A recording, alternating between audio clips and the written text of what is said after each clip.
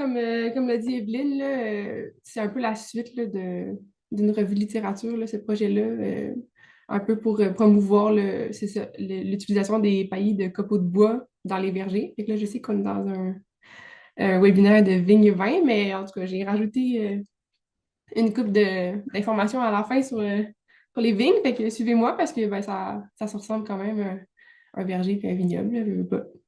Fait que c'est ça. Aujourd'hui, je vais vous présenter, dans le fond, là, le bilan des 3 années du projet, avec les résultats finaux. C'est aussi une conférence là, que j'ai donnée aux Journées horticoles. Hum. Donc, rapidement, je vais faire un peu une mise en contexte là, sur l'utilisation des pailles de copeaux de bois dans les vergers, les concepts là, de qualité du sol, le lien avec les changements climatiques, puis un peu c'était quoi les objectifs du projet.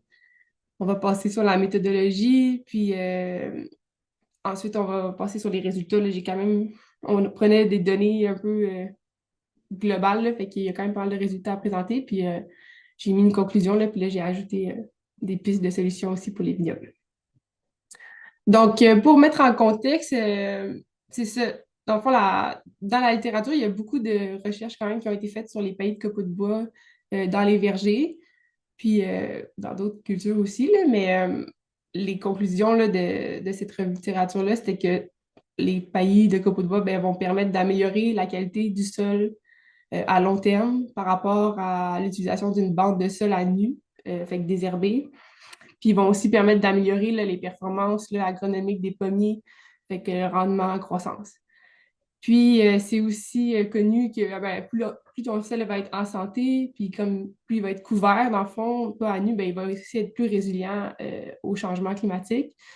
Puis même les paillis de copeaux de bois ben, peuvent aussi permettre de stocker là, du carbone dans les sols, puis diminuer finalement là, l'empreinte écologique là, des vergers.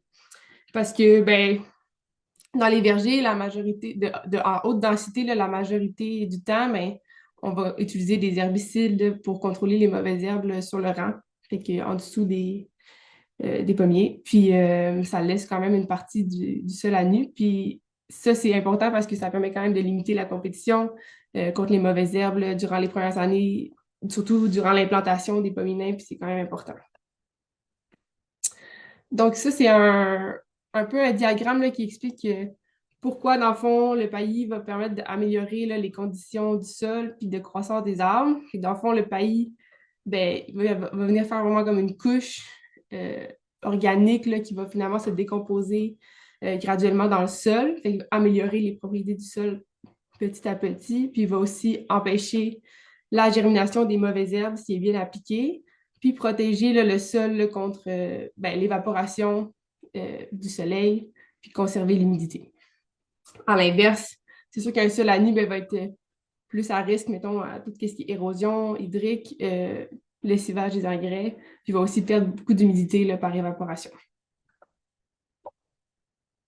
Et ça, c'est le résumé un peu de la revue littérature dont Evelyne parlait, là, qui est disponible sur AgriRéseau. Là, j'ai passé rapidement, mais dans le fond, ça démontrait un peu toutes les études qui avaient été faites sur les paillis de copeaux de bois en Amérique du Nord, dans les vergers, puis que en général, on avait quand même une amélioration là, de la croissance, des rendements, ou sinon pas de différence négative là, par rapport à ça, puis que les propriétés du sol là, chimique, physique et biologique étaient souvent aussi améliorées là, par les paillis. Donc, le projet a été mis en place là, en 2022, sur 3 ans, 2022, 2023, 2024.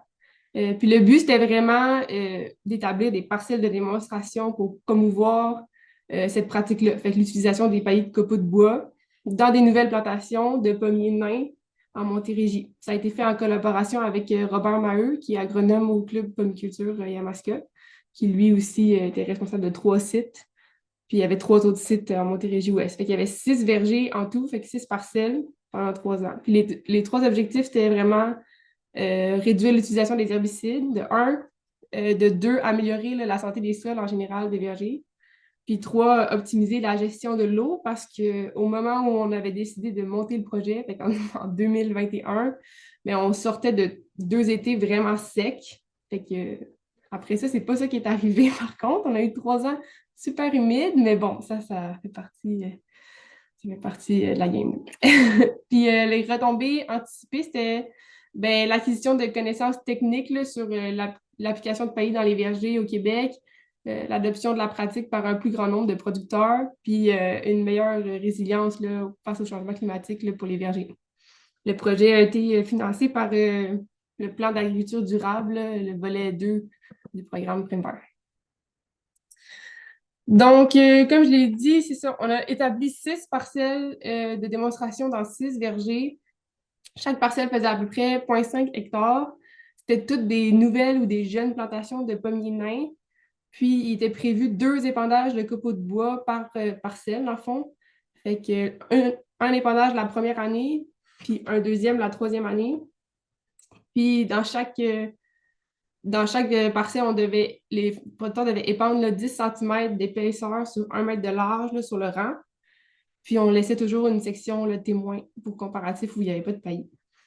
Puis il a aussi été décidé qu'on allait mettre des grillages métalliques sur le tronc des pommiers parce que c'était comme un enjeu aussi. Là, il y a certaines personnes qui disent que les problématiques de rongeurs peuvent être amplifiées là, par l'utilisation de pailles de copeaux de bois. Fait qu'on ne voulait pas prendre de chance, fait qu'on a décidé de mettre des grillages.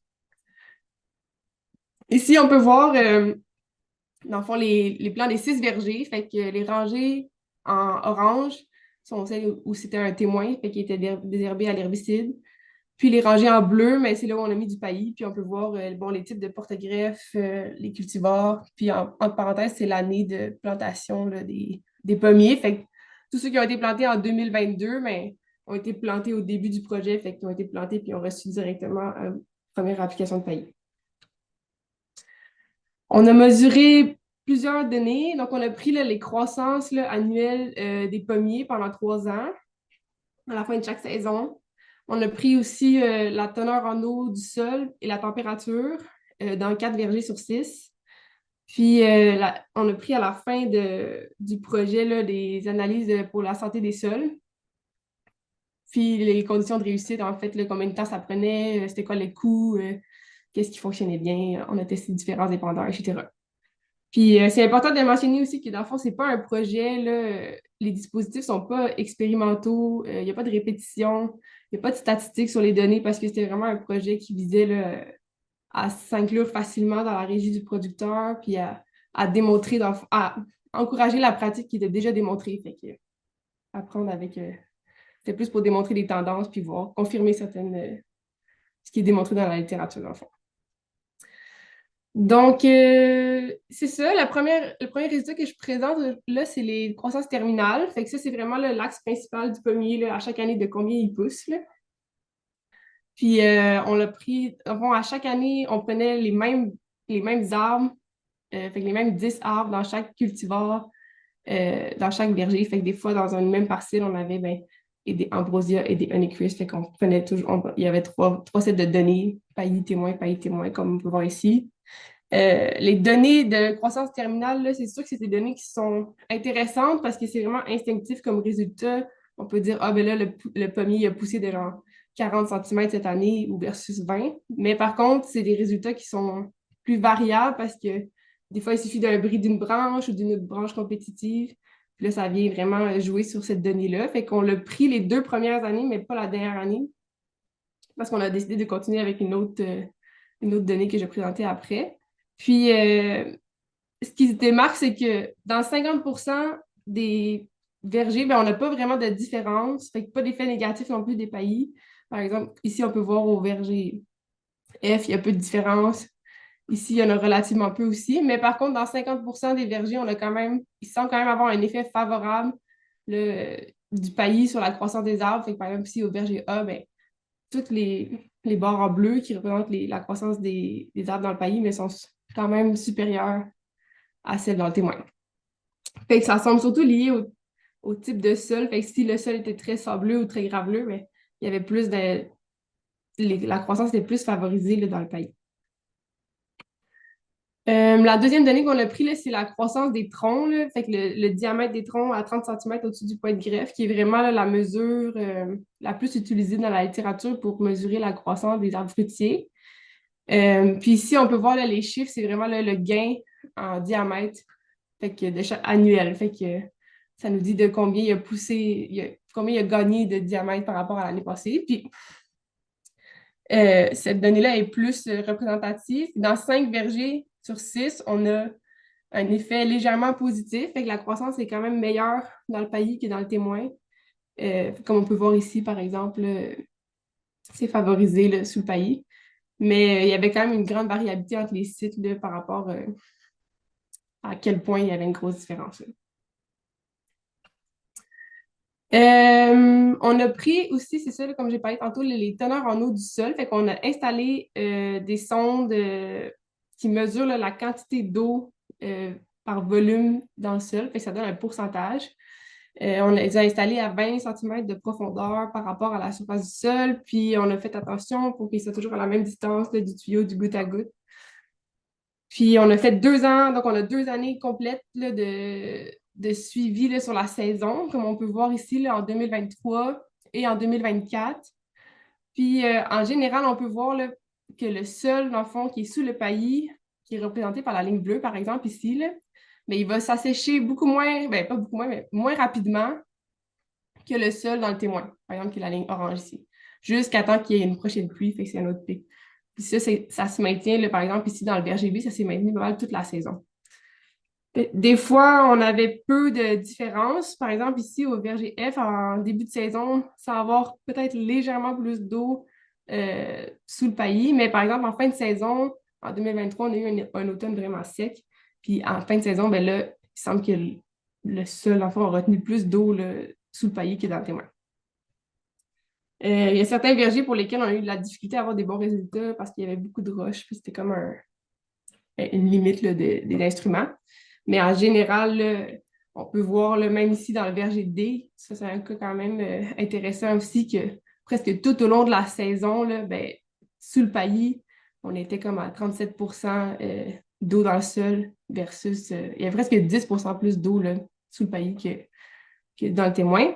Puis ça, ici, dans ce verger-là, c'était vraiment un sol qui était très, très sableux. Fait que c'est quand même des résultats qui sont intéressants, puis qu'on s'attendait à voir aussi, là, parce que c'est ça qui est rapporté dans la littérature. Ensuite, sur les mêmes sondes, dans le fond, sur les mêmes instruments, on avait aussi un capteur de température qui, lui, a été mis à 10 cm de profondeur. Là, les profondeurs, on s'est basé sur d'autres études là, qui avaient été faites pour décider qu'est-ce qu'on allait faire. Puis presque tous les graphiques, là, en fait, tous les graphiques de température du sol sont vraiment similaires à celui qu'on voit en ce moment. Fait que j'en ai mis juste un.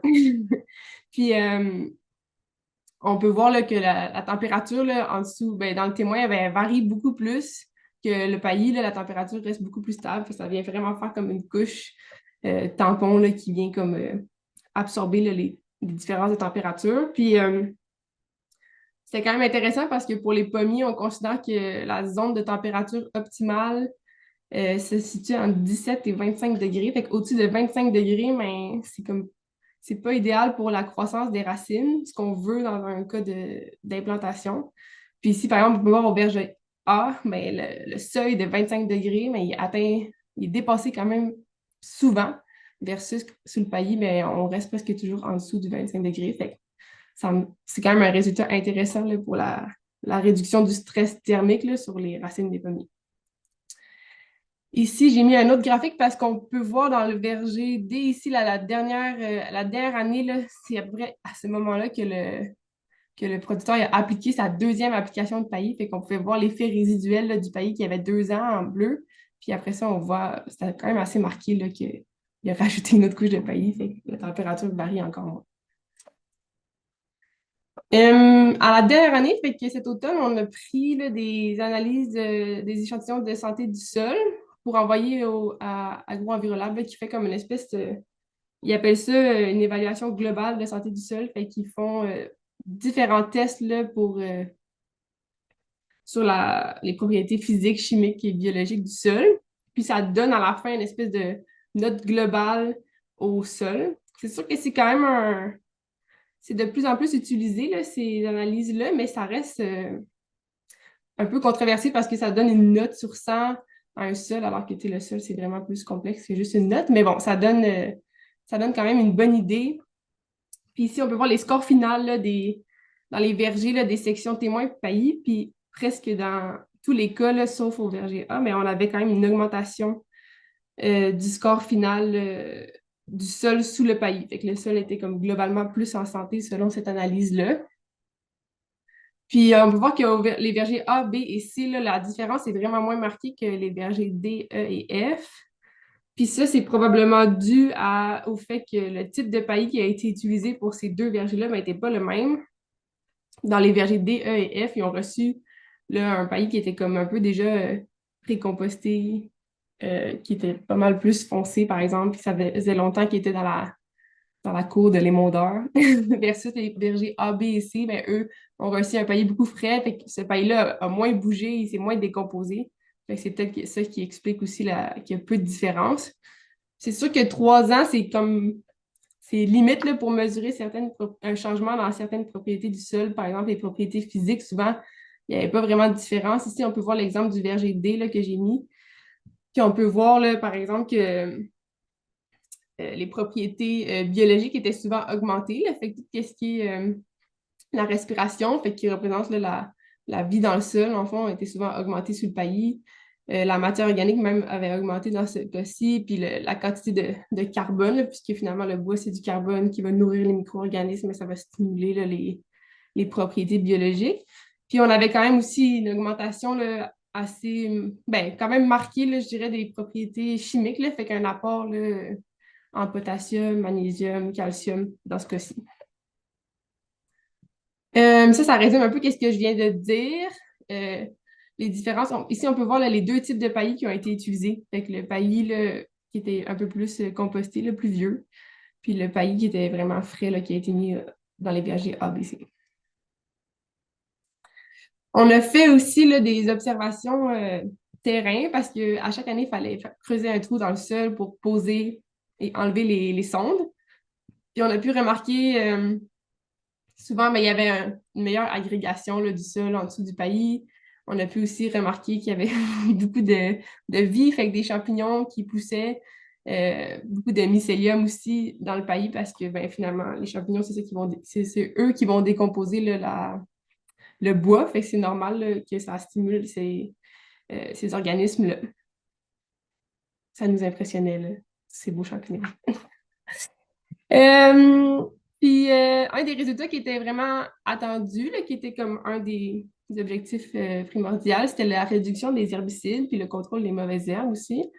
En général, là, au fil des années, on a réduit là, l'utilisation d'herbicides là, par année de 63%. Fait que souvent, on passait de comme un ou zéro traitement dans le paillis versus deux ou trois dans le témoin. Fait que ça, c'est encourageant. Puis on avait un bon contrôle des mauvaises herbes en général là, sous le paillis, surtout durant la période critique là, de mai à juillet. Puis l'établissement, dans le fond, la rapidité d'établissement là, des mauvaises herbes dans le paillis, mais c'est principalement lié là, est-ce que ton sol était vraiment à nu au moment de mettre le paillis. Fait que dans les cas où c'était des plantations déjà établies, où il avait fallu faire un herbicide avant puis mettre le paillis après, mais des fois, c'était pas optimal. Ou par exemple, ici, dans ce verger-là, mais il restait des mauvaises herbes au moment d'épandre le paillis, fait que là, elles ont repris rapidement le dessus. Mais si ça avait été bien fait, ben, le paillis a duré longtemps. Puis il y a même certains vergers c'est ça, qui, même après 2 ans, pour eux, le paillis faisait encore un effet là, herbicide suffisant pour ne pas avoir besoin d'en remettre. Puis il y a d'autres sites qui ont décidé d'en remettre directement la deuxième année parce qu'en même temps, en parallèle, il y a une étude vraiment similaire qui est sortie dans l'État de New York, puis eux, ils recommandaient d'en mettre à chaque année. Fait que ça dépend. Ça, les producteurs ont décidé un peu s'ils en remettaient à chaque année ou s'ils attendaient une année sur deux. Puis, mais en général, ça a bien marché. J'ai mis cette slide-là sur la gestion des rongeurs et des grillages parce que c'est ça, ça avait été quand même un enjeu qui avait été soulevé au moment de partir le projet. Fait qu'on avait décidé de mettre des grillages de 50 cm de haut qui étaient enroulés autour du tronc. Puis après ça, la régie là, du producteur était comme à l'habitude, fait que c'est lui qui gérait là, son couvre-sol, etc. Puis, on n'a pas observé là, aucune problématique, aucun dommage sur les 3 années. Puis ça, ça a été relevé aussi par d'autres chercheurs là, que si la gestion du couvre-sol puis des rongeurs en général est déjà bonne dans le verger, mais ça ne sera pas amplifié par l'utilisation de paillis. Puis que ce qui était important, c'était d'utiliser des gros copeaux de bois. Mais c'est sûr que les producteurs, des fois, ils en ont appliqué dans d'autres sections là, qui n'ont pas reçu de grillage. Mais même dans cette section-là, on n'a pas vu de dommages. Au début, on était comme, ben là, c'est sûr que c'est difficile de voir si l'effet des rongeurs est vraiment là, vu qu'on a mis des grillages partout, mais il semblerait qu'il n'y ait pas eu de problème. Les grillages étaient intéressants parce que ça permettait, par contre, de garder le point de greffe là, aéré, là, fait que le copeau de bois n'était pas directement en contact avec le tronc. Mais par contre, c'était un temps de main-d'œuvre là, non négligeable là, pour les poser. Puis j'ai mis aussi de faire attention au frottement parce que des fois, ça pouvait frotter sur l'écorce. Ouais, les temps de main-d'œuvre et de coût, c'est vraiment ça qui est le principal frein, je dirais, à l'utilisation des paillis de copeaux de bois. Parce que de un, ça coûte quand même cher acheter du copeau de bois si tu n'es pas ami avec un épandeur qui peut venir t'emporter gratuitement.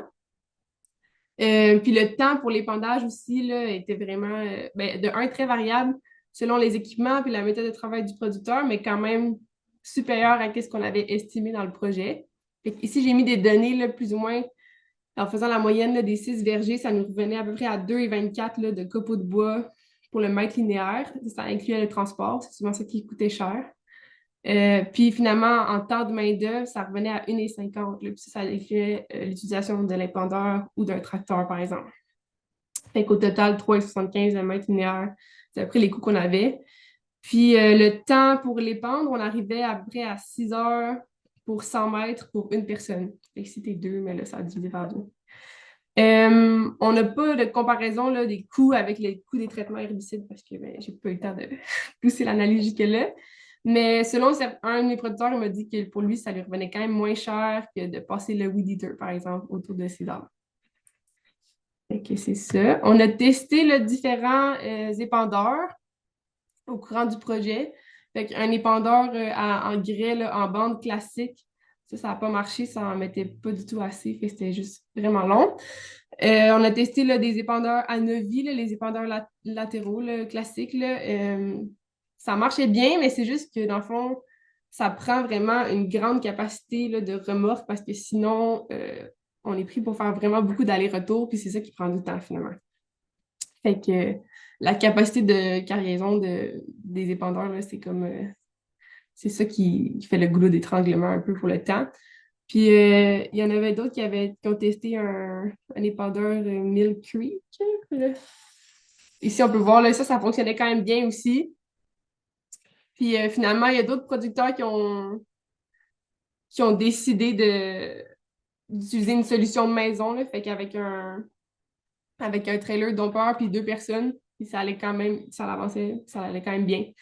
Puis selon un producteur, cette solution-là peut même être euh, meilleur marché que d'acheter un épandeur si tu plantes moins que 1,2 hectares par année. Ça, c'était son calcul. Il y avait de quoi faire avec ça. En conclusion, là, les conclusions techniques, là, c'est que, de un, on ne le répétera jamais assez, mais c'est vraiment important de partir d'un sol à nu pour avoir un bon contrôle des mauvaises herbes. Fait que ça, c'est à ne pas négliger. Puis, c'est pas si facile de trouver là, le bon épandeur qui va faire la job comme il faut, puis que ça prend plus de temps, dans le fond, que prévu là, pour épandre le paillis de copeaux de bois. C'est aussi important d'en mettre assez épais, d'en mettre au moins 10 cm pour que ça toffe, que ça dure longtemps, là, finalement. De mettre les grillages avant les copeaux de bois, ça fait sauver beaucoup de temps. Puis d'être prêt là, au moment de la plantation pour que finalement, ça soit comme une opération un peu à la chaîne là, qui fasse partie des opérations d'implantation. Fait que pas planter les pommiers, attendre 2-3 semaines, mettre les copeaux, le faire comme directement après, c'est ça la meilleure option, selon moi. De prendre du temps aussi pour trouver là, une source locale et abordable de copeaux de bois. Fait que faire le tour des émondeurs du coin, puis souvent, ils ont des quantités assez importantes, il faut juste passer une coupe de téléphone. Puis, ça serait aussi possible probablement d'en mettre seulement la première année sur certains sites si c'est bien fait, mais ça durerait probablement 2, peut-être même 3 ans. Les conclusions agronomiques, c'est qu'on a pu observer, confirmer dans le fond que ça améliorait la croissance des arbres en général.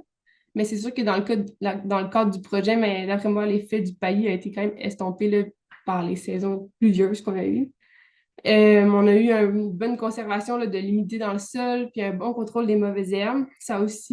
Il y a aussi l'aspect là, de diminution du stress des températures extrêmes là, qui est, selon moi, vraiment intéressant.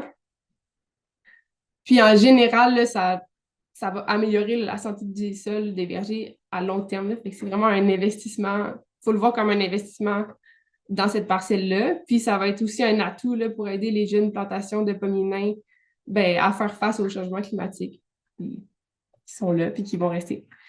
Puis c'est aussi important de mentionner que ça a permis là, de réduire là, l'utilisation des herbicides de façon quand même notable. Puis ça, c'est quand même une réduction des risques sur la santé et l'environnement. Et c'est aussi intéressant parce que souvent les herbicides ben, peuvent faire des dommages sur les troncs là, des jeunes pommiers. Fait que ça, c'est moins un enjeu quand on n'en applique pas. Puis cette pratique-là me semble particulièrement là, intéressante là, dans les sols qui sont très sableux ou très graveleux, mais si tu veux pas, c'est la majorité des sols des vergers là, au Québec. Fait que ça serait quand même une pratique là, qui serait intéressante là, pour les 3 premières années d'implantation des pommiers, fait quand on veut qu'ils poussent, juste avant qu'ils tombent en production. Puis même une seule application, ben, c'est déjà bon en partant. Finalement, le projet, ben, à la fin du projet, on a quand même demandé aux producteurs si oui ou non, ils avaient aimé ça, est-ce qu'ils continueraient à en utiliser. Puis il y a 4 producteurs sur 6 dans le fond, qui ont affirmé qu'eux, ils vont continuer à utiliser du paillis de copeaux de bois dans leur nouvelle plantation.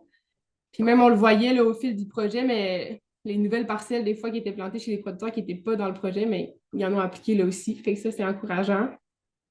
Selon les producteurs, là, les principaux avantages là, des paillis de copeaux de bois, c'était vraiment l'atténuation des sécheresses, dans le fond, puis la réduction de l'irrigation, la réduction des herbicides ou du temps de main-d'œuvre pour le weed eater. Puis, il y a un des producteurs qui m'a rapporté que lui a eu une première récolte à la fin du projet, puis selon lui, les fruits étaient vraiment plus rouges sous le paillis. Mais bon, c'est peut-être anecdotique, mais je l'ai mis là parce qu'il n'en revenait pas. Puis, il y a 2 producteurs sur 6 qui finalement ont affirmé qu'ils n'étaient pas sûrs ou ils n'utiliseront pas de paillis de copeaux de bois ben, dans le futur. Puis pour eux, là, c'est vraiment une question de temps de main-d'œuvre pour l'épandage, qui c'était trop long ou qu'ils n'étaient pas équipés d'un bon épandeur, qui n'avaient pas réussi à trouver des copeaux là, assez abordables.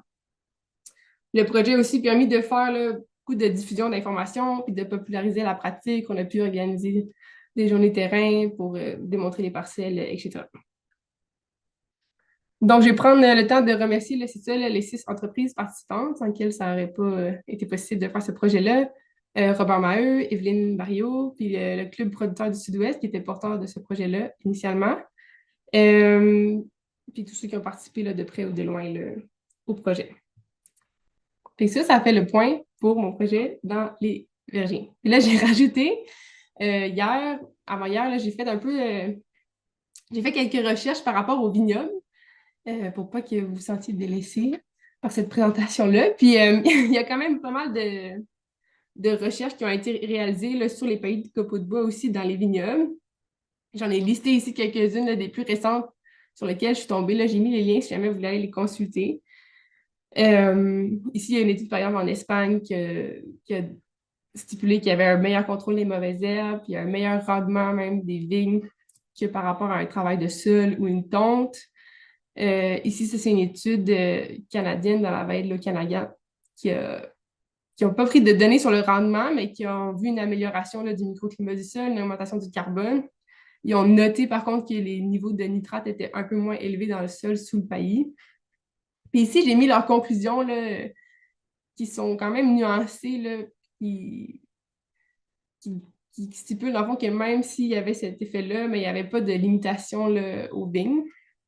Ici, j'ai mis une étude française, puis finalement, je suis tombée aussi sur une revue de littérature faite en Italie. C'est celle-là qui est listée ici. Là. Puis leur conclusion, c'était que dans le fond, l'utilisation de paillis ben, devrait être est bénéfique là, pour les vignobles dans les conditions semi-arides parce que ça permet surtout de conserver l'humidité du sol. Fait qu'il y a quand même de l'information. Il y a certains vergers qui en utilisent, certains vignobles qui en utilisent aussi. Ça, c'est les pistes ici que j'ai mis de réflexion pour les vignobles. Selon moi, là, ben, j'ai mis le lien vers un webinaire sur la santé des sols là, qui est sorti récemment cet hiver à Cornell, dont il parle aussi de toutes les stratégies pour améliorer la santé des sols des vignobles. Se concentrer sur les jeunes plantations, un peu comme dans mon projet, selon moi, ça serait vraiment l'idée la plus intéressante parce qu'on ne veut pas non plus, je pense, trop stimuler la croissance, que ce soit d'un pommier ou d'une vigne, c'est le même principe. Je sais qu'il y a beaucoup de personnes, pas beaucoup de personnes, mais j'ai entendu parler là, des phénomènes de fin d'azote là, qui, avec les paillis, ça peut être une inquiétude. J'ai pas trouvé vraiment de résultats clairs par rapport à ça dans la littérature. Là, en fait, c'est souvent, on en parle pas. Fait qu'il n'y a pas vraiment. C'est ça, j'ai pas trouvé de source par rapport à ça. Mais c'est sûr que souvent dans les études, mais on conserve, la fertilisation azotée est conservée, là, même quand on utilise du paillis, par exemple, dans notre projet, mais toutes les parcelles étaient fertilisées de la même façon qu'il y ait du paillis ou pas. Fait qu'il y avait quand même un apport d'azote. Il y en a qui disent que épandre là, le paillis à l'automne peut être une façon là, de s'assurer, dans le fond, qu'on n'observe pas là, d'immobilisation d'azote. Moi, je vous conseillerais de commencer par faire des essais sur des petites surfaces si c'est une pratique qui vous intéresse. Puis, en lisant là-dessus aussi, je suis tombée sur un rapport là, fait au Québec là, sur le bleuet, dans le fond. Ils utilisent beaucoup de paillis dans le bleuet. Puis, eux, ils disaient que si on utilise un paillis qui est vieilli, dans le fond, fait qui est resté en tas pendant 2 ou 3 ans, bien, on n'a pas de problématique d'immobilisation d'azote. Puis quand on fait affaire avec un épandeur, ben, souvent, c'est celui-là qui vient nous livrer parce que c'est lui dont il veut se débarrasser en premier. Fait c'est peut-être pour ça aussi que c'est rarement observé comme phénomène, ou en tout cas que ça n'a pas été observé dans notre étude. Puis tous les impacts là, sur la santé du sol, la conservation de l'eau, euh, les stress de température, mais ça, c'est sûr qu'ils sont transposables directement là, dans les vignobles parce que un sol, c'est un sol. Là. Fait que ça changera pas. Fait que voilà, ça fait le tour pour moi.